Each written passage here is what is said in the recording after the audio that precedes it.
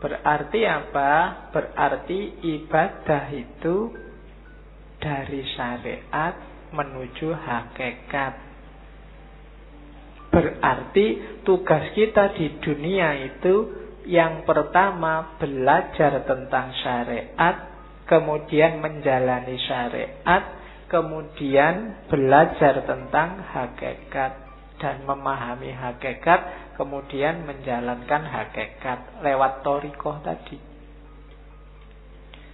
Jadi dari syariat menuju hakikat. Jangan khawatir kalau ada yang ngomong sufi tidak sholat, sufi tidak puasa, itu hoax kalau hari ini. Ya, itu hoax. Oke, itu saya potong beberapa kalimat yang bagus. Perbuatan yang baik mestilah dilakukan dengan cara yang benar. Kalimat ini bisa dipakai karena sekarang banyak orang yang melakukan perbuatan baik dengan cara yang tidak baik. Mengingatkan tapi menyakiti. Nah, itu melakukan perbuatan baik. Mengingatkan kan baik, tapi dengan cara yang tidak baik. Ngasih sedekah tapi pakai caci maki. Nah, itu juga perbuatan baik, ngasih sedekah. Jalannya bukan caci maki. Ngasih tahu tapi bentak-bentak. Nah, itu banyak kita sering melakukan perbuatan baik tapi jalannya tidak baik. Ada juga yang kedua, berhati-hatilah dalam beramal agar amalan itu bukan untuk dipertontonkan atau diperdengarkan pada orang lain. Semua dilakukan karena Allah, hanya nyari ridhonya. Banyak sekarang orang yang pamer. Dan alhamdulillah media massa hari ini, medsos hari ini tuh mendukung kita untuk pamer.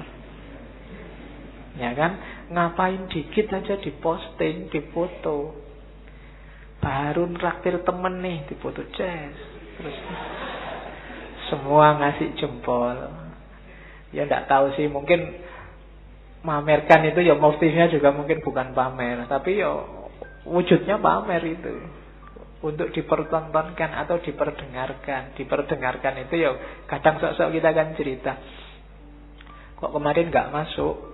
Wah, mohon maaf ya Pak, saya itu banyak acara Pak. Hari kemarin itu saya diundang ke sana. Kemarin ya, itu memperdengarkan. Mempertontonkan atau memperdengarkan bahwa kamu orang baik, bahwa kamu orang hebat, bahwa kamu melakukan hal-hal yang terpuji dan seterusnya. Hati-hati katanya Syekh Abdul Qadir Jailani, nilai amalmu bisa rusak. Jadi hati-hatilah.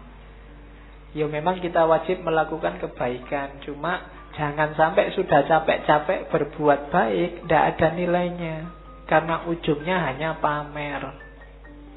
Ujungnya hanya ingin dilihat atau didengarkan orang lain. Yo, hati-hati. Tidak akan ketemu hakikat. Syariatnya benar nolong orang, tapi ya karena dipamer-pamerkan, mungkin hasilnya ya cuma dipuji orang. Hakikat amalnya hilang. Jadi berbuat baik itu dari syariat menuju hakikat, kemudian pakai thariqat yang baik, dan motifnya harus ikhlas. Ikhlas itu hendak mempertimbangkan efeknya. Apakah dipuji orang, apakah dicaci orang. Kalau memang baik, dijalani aja. Nah, itu rumusnya yang pertama untuk ibadah. Rumus kedua, untuk amalan kita bernilai, kita harus mau namanya tafakkur. Kenapa? Yuk, kita itu manusia, sok-sok keliru, sok-sok salah, kadang-kadang tidak pas. Biar pas apa? Ya sering-sering kita renungi perbuatan kita sendiri. Tadi aku ngaji ngapain ya? Niatnya apa, yang dilakukan apa? Di kampus tadi ngapain aja ya seharian? Padahal aku punya tugas apa? Atau cuma ngobrol aja di kampus berjam-jam. Kemudian itu namanya tafakkur. Kalau malam sempatkan untuk tafakkur, kata Syekh Abdul Qadir Jailani. Orang yang tidak pernah tafakkur itu tidak akan naik level. Kamu diceramai tiap hari, itu tidak ada gunanya kalau isinya ceramah tidak nyambung sama hidupmu sehari-hari. Untuk bisa nyambung apa? Tafakur. Tafakur itu kayak sistem itu mencocokkan kompatibilitasnya biar nyambung.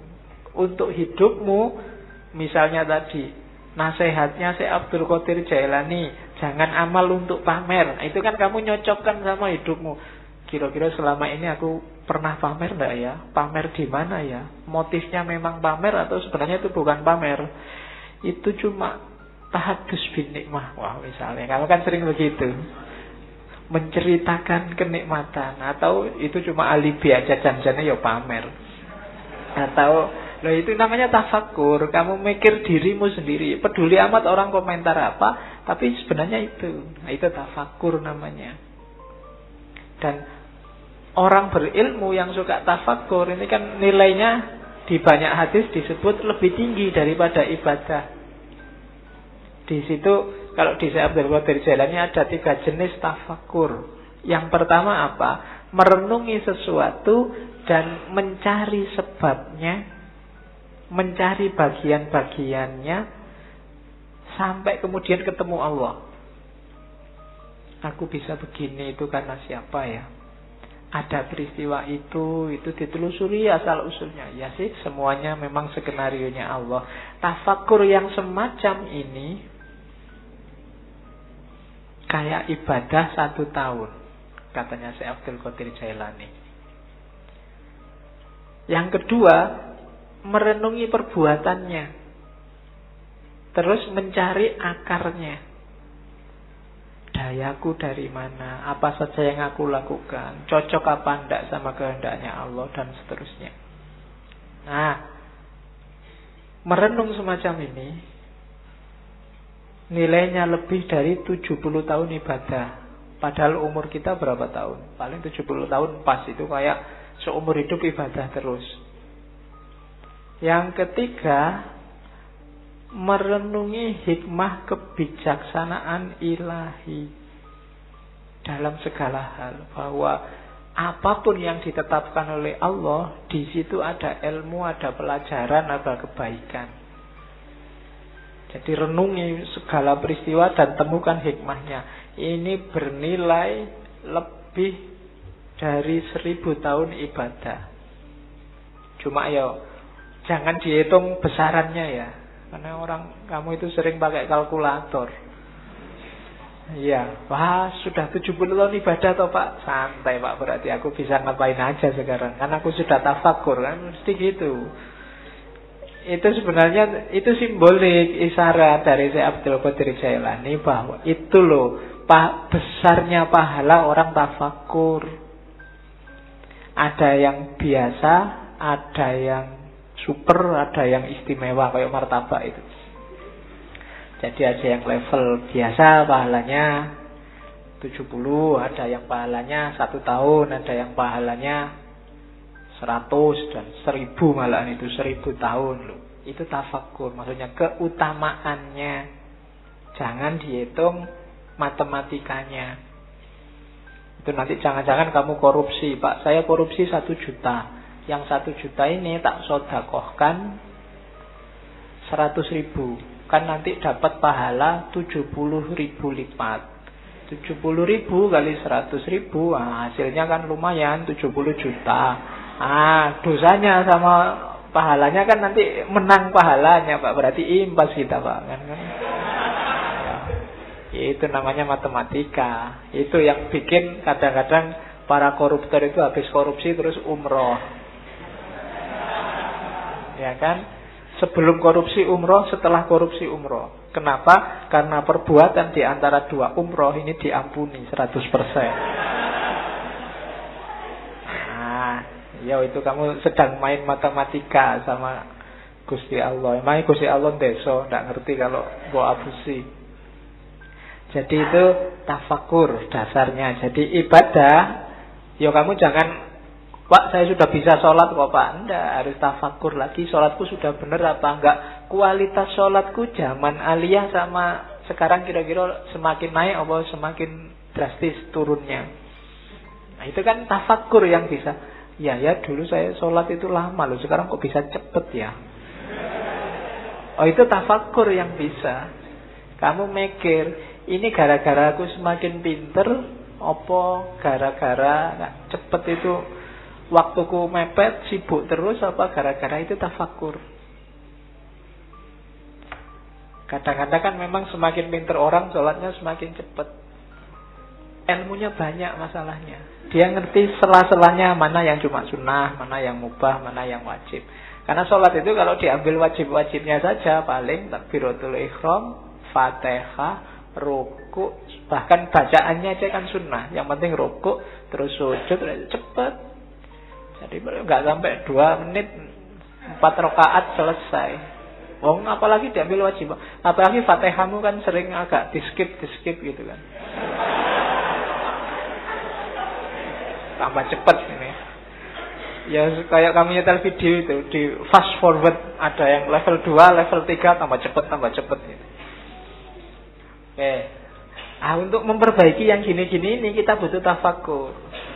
Orang yang tidak mau menafakuri dirinya, kualitas hidupnya tidak akan naik. Yo gitu-gitu aja terus. Maka tafakur penting. Jadi rumus kedua sebelum ibadah, kita harus menetapi tafakur. Yang ketiga, fokusnya ibadah apa? Cinta ilahiyah. Cuma sebanyak apapun ibadah, kalau nggak sampai di terminal yang namanya cinta ilahi, itu biasanya cuma dapat capeknya.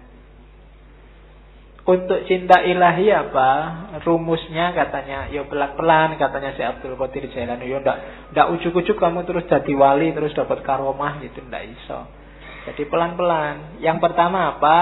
Diperangi dulu nafsu hewaninya. Nafsu hewaninya itu biasanya nafsu yang sebabnya kita sendiri, hasrat, keinginan, dan seterusnya. Rakus, tidur berlebihan, malas, itu musuh paling besar dalam dirimu. Kalahkan ini dulu. Kalau mengalahkan dirimu sendiri aja tidak bisa, jangan harap dapat cinta ilahiyah. Kalau ini sudah menang kamu dari dirimu sendiri, rakus, malas, sudah menang, jadi sudah hilang kualitas. Baru kalahkan sifat sabu'iyah. Sabu'iyah itu sifat kebuasan. Biasanya keluar. Kalau itu tadi kan ke dalam.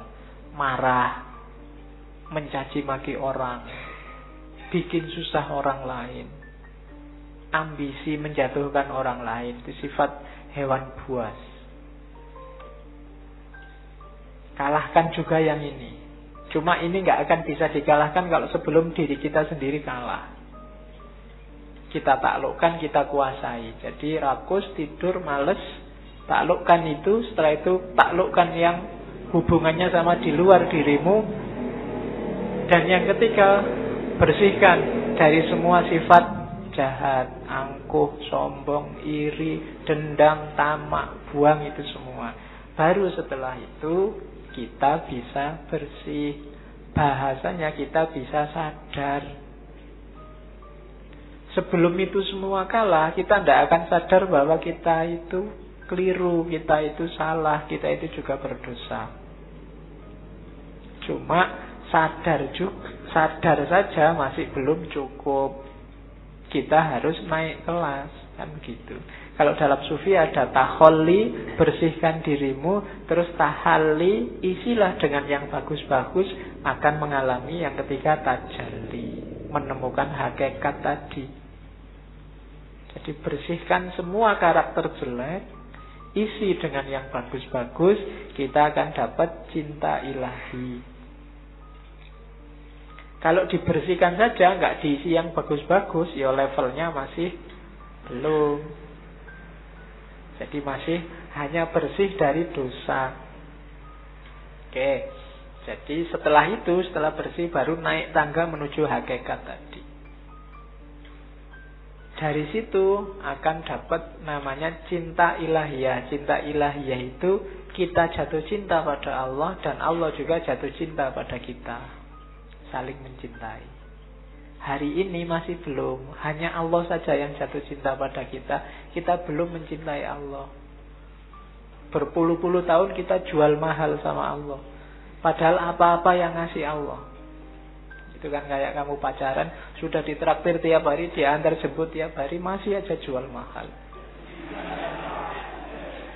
Itu kurangnya apa Allah sama kita. Kita belum masih cinta sama dia, belum.